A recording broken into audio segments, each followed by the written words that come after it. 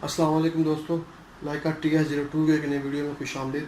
इस वीडियो में हम बात करेंगे stake out. Stake out simply क्या है? स्टेक आउट में असल में ये होता है कि आपके पास कुछ स्पेसिफिक कोऑर्डिनेट होते हैं। आप अपने इंस्ट्रूमेंट को सेट करने के बाद वो सेट आप चाहे रिसेक्शन से करें, चाहे ओरिएंटेशन विद कोऑर्डिनेट से करें। करने के बाद वो जो ख़ास पॉइंट्स होते हैं उनको आप मैनुअली भी इसके अंदर इंटर कर सकते हैं और डाटा केबल के साथ भी इंटर कर सकते हैं। ठीक है, और वो इंटर करने के बाद जब वो ख़ास पॉइंट के कोऑर्डिनेट आप इस पर इनपुट करते हैं तो ये इंस्ट्रूमेंट उन पॉइंट्स को डिग्री, मिनट और सेकंड में कन्वर्ट करके आपको पूरी की मतलूबा पोजीशन को एक फासले में डिवाइड करके देता है। तो ये जो इंस्ट्रूमेंट है इसके अंदर जो प्रोग्रामिंग है असल में वो दो कोऑर्डिनेट पे बेस है। एक है रेक्टेंगुलर कोऑर्डिनेट सिस्टम और एक है पोलर कोऑर्डिनेट सिस्टम।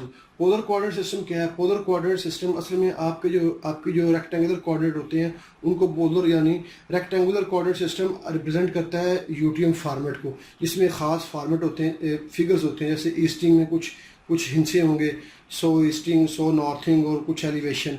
और जो पोलर सिस्टम है वो असल में डिग्री, मिनट और सेकंड को रिप्रेजेंट करता है। आप थोड़ी सी चीज़ को ज़रा फॉलो करें कि जब आप सर्वे करते हैं तो आपने गौर किया होगा, आप अपने इंस्ट्रूमेंट को सेट करते हैं ओरिएंटेशन कोऑर्डिनेट से या रिसेक्शन से। रिसेक्शन करने के बाद जब अपने इंस्ट्रूमेंट को आप मूव करते हैं, ठीक है, आप यहाँ पे देखें मूव करते हैं, ठीक है, मैं सर्वे में जाता हूँ, ठीक है, आपको दिखाने के लिए F4 करता हूँ तो ये जो आपको नज़र आ रहे हैं ये डिग्री, मिनट नज़र आ रही है, ये असल में पोलर कोऑर्डिनेट सिस्टम है। पोलर कोऑर्डिनेट सिस्टम से मुराद कि आप अपने पॉइंट्स को लोकेट करते जाएंगे और इंस्ट्रूमेंट को मूव करते जाएंगे। जैसे जैसे इंस्ट्रूमेंट मूव करेगा तो वो आपके पॉइंट्स को कन्वर्ट करके फील्ड से उठाता जाएगा। उठाने के बाद वो उन पॉइंट्स को रेक्टेंगल कोऑर्डिनेट सिस्टम में कन्वर्ट कर देगा, जैसे ईस्टिंग, नॉर्थिंग सिस्टम।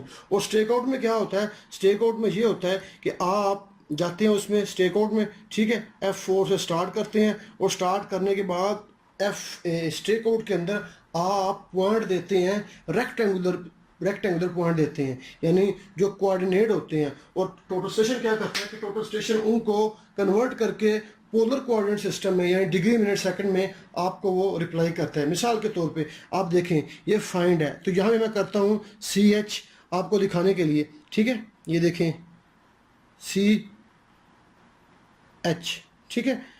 तो देखें मैं इसको व्यू करूं तो ये जो डाटा मैं असल में टोटल स्टेशन को दे रहा हूं वो ये इस फॉर्म में है, यानी वो इशारे से पहले ईस्टिंग है और ये नॉर्थिंग है उसकी। ये कुछ वैल्यूज़ हैं, ये वैल्यूज़ किस कोऑर्डिनेट को रिप्रेजेंट करते हैं? ये रेक्टेंगुलर कोऑर्डिनेट फॉर्मेट में है, ठीक है। जैसे ही ये वैल्यू मैं यहाँ पे इंटर करूँगा, ठीक है, तो टोटल स्टेशन का जो प्रोग्राम है स्टेक आउट वो इनको पोलर में कन्वर्ट करके आपको बताएगा। मिसाल के तौर पर मैं कंटिन्यू करता हूँ तो वो देखें ये बता रहा है 0 डिग्री 13 मिनट और 29 सेकंड। ये जो फॉर्मेट है, ठीक है, डिग्री, मिनट, सेकंड का, ये इसने कन्वर्ट कर दिया है इसके प्रोग्राम ने। उनको प्रोग्राम को पता है कि मैं सेट हो चुकी हूँ रिसेक्शन पे, और रिसेक्शन के बाद जो मेरा यूज़र है उसने मुझको इन्फॉर्मेशन दी है कोऑर्डिनेट की शक्ल में, तो उस प्रोग्राम ने उसको डिग्री, मिनट, सेकंड में कन्वर्ट कर दिया है। ये बताने का मकसद ये था कि इंटरव्यू में अक्सर आपसे पूछते हैं टोटल स्टेशन के बारे में, क्योंकि वहाँ पे उनके पास इतना टाइम नहीं होता कि वो आपको फील्ड में लेके जाएं या चेक करें या 1 किलोमीटर का सर्वे करवाएं और सर्वे के बाद वो डिसाइड करें कि ये सर्वेयर सही है या नहीं है। तो वो आपके से सवाल ये ऐसे करते हैं जिनसे आपकी जो विल पावर है वो डिसाइड करें कि ये आदमी काम कर सकता है कि नहीं कर सकता। तो वहाँ पे ये सवाल पूछे जाते हैं कि टॉलरेंस वैल्यू क्या है, ठीक है, प्रिज्म कांस्टेंट क्या है, और पोलर सिस्टम क्या है, और रेक्टेंगल सिस्टम क्या है। ये पोलर से जो रेक्टेंगल सिस्टम में जो कोऑर्डिनेट होते हैं वो किसको रिप्रेजेंट करते हैं, और पोलर सिस्टम में जो कोऑर्डिनेट होते हैं वो किसको रिप्रेजेंट करते हैं। तो इसमें इतना घबराने की जरूरत नहीं है। पोलर सिस्टम असल में रेक्टेंगल को कन्वर्ट करने के बाद डिग्री, मिनट, सेकंड में जो वैल्यूज़ आपको यहाँ पे स्क्रीन पे शो करेगा वो असल में वही पोलर कोऑर्डिनेट की वैल्यूज़ होती हैं। और जब आप सर्वे करते हैं तो सर्वे में आपने एक चीज़ गौर की होगी कि आप पहले से सर्वे करते हैं, फिर अपने इंस्ट्रूमेंट को घुमाते हैं, फिर वहाँ से पॉइंट का कोड देते हैं, आईडी देते हैं, वहाँ से फिर आप उसको मूव करते हैं। तो वो जो सारी मूवमेंट हो रही होती है आपकी सर्वे के दौरान वो असल में पोलर कोऑर्डिनेट सिस्टम के बिहाफ पे हो रही होती है। लेकिन जो वैल्यूज़ आप जनरेट कर रहे होते हैं वो रेक्टेंगुलर के बिहाफ पे होती है, ठीक है। उनको आप बाद में ईस्टिंग और नॉर्थिंग में कन्वर्ट करते हैं, ठीक है।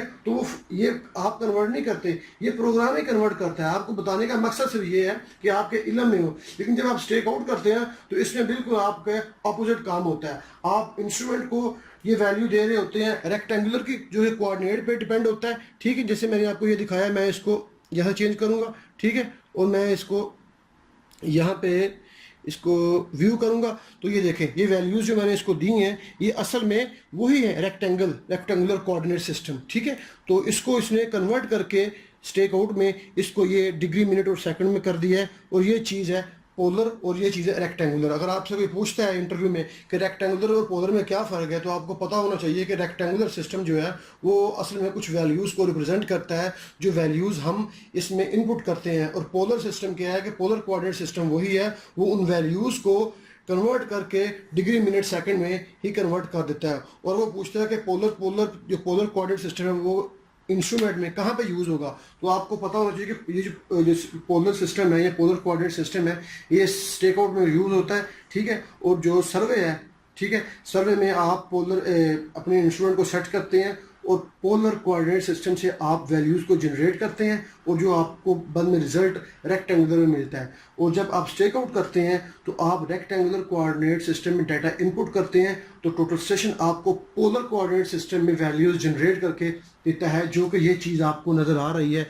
4 डिग्री, ठीक है। और ये माइनस में है तो इसका मतलब है कि वो हमें कह रहा है कि -4 डिग्री 13 मिनट और ये 23 सेकंड आप मुझको मूव करें, ठीक है। और ये मूव करने के बाद जैसे ये मूव होगा तो यहाँ पे हमने इसको बिल्कुल 0-0 करना है। जैसे हम इसको 0-0 करेंगे, ठीक है, तो देखें वो 0-0 करने के बाद मैं इसको आहिस्ता आहिस्ता मूव कर रहा हूँ, तो ये इसकी डिग्रीज ये कम हो रही हैं। तो जहाँ जब तक ये 0-0 नहीं हो जाता मैं इसको कंटिन्यू करता रहूँगा। और कोशिश करें कि जब आप लास्ट पे पहुँच जाएं तो इसको बिल्कुल इजीली करें, ठीक है। सेकंड जितने कम होंगे आपके उतना ही फ़ायदा होगा। और ये देखें अभी हम ये यहाँ पे डिस्टेंस करेंगे तो डिस्टेंस के बाद ये हमको बताएगा, ठीक है, 2 मीटर, ठीक है। वो बता रहा है कि ओके पॉइंट है आपका, ठीक है, 2 मिली सिर्फ समथिंग वो इसको पीछे जाना चाहिए। तो मैं इसको कहता हूँ ओके, मैं स्केप करूँगा, मैं F4 करूँगा दोबारा इसको। तो ये चीज़ था स्टेक आउट में। अब अभी आप स्टेक आउट के अंदर रह के भी सर्वे कर सकते हैं। वो किस तरह कर सकते हैं कि आप अपने इस पॉइंट को यहाँ से जो एरो नज़र आ रहा है इसको आप क्लिक करें, ठीक है, तो ये आपको कुछ और चीज़ बताएगा, मेजर EDM व्यू। आप इसको दोबारा क्लिक करेंगे तो ये आपको बताएगा ENH कोऑर्डिनेट, आप इसमें इंटर करें, ये बेयरिंग और डिस्टेंस है, ये मैनुअल है, ठीक है। आपको फिर दोबारा दबाएंगे तो ये बता रहा है सर्वे में। आप इसमें इसको ओके करेंगे तो आप डायरेक्ट सर्वे में चले जाएंगे। यहाँ से अपने पॉइंट्स की, अगर आपने कुछ नए पॉइंट्स को सर्वे करना है तो यहाँ से अपने पॉइंट्स को ID देते जाएं और इसको सर्वे करते जाएं, ठीक है। तो मैं अभी इतनी लंबी डिटेल में नहीं जाऊँगा। सर्वे का एक अलग मेथड है, उसकी मैंने वीडियो बना दी है, लेकिन ये आप स्टेक आउट के अंदर रह के ये सारा काम कर सकते हैं। तो मैं इस एरो को यहाँ पे रहते हुए ये मेजर बता रहा है कि ये आप अपने पॉइंट को मेजर भी कर सकते हैं, इसके कोऑर्डिनेट वो ऑटोमेटिकली उसमें स्टोर कर लेगा। ये EDM क्या है? EDM असल में वही चीज़ है जो आपको मैंने पहले बताया इसके प्रिज्म के बारे में। ये इस पर इंशाल्लाह मैं एक अलग वीडियो बनाऊंगा जो आपको बाद में काम आएगी। तो स्टेक आउट में इतना ही है। तब तक के लिए मुझे इजाज़त दीजिए, अगली वीडियो तक इंशाल्लाह अगली वीडियो में आपसे मिलेंगे। ओके, खुदा हाफिज़।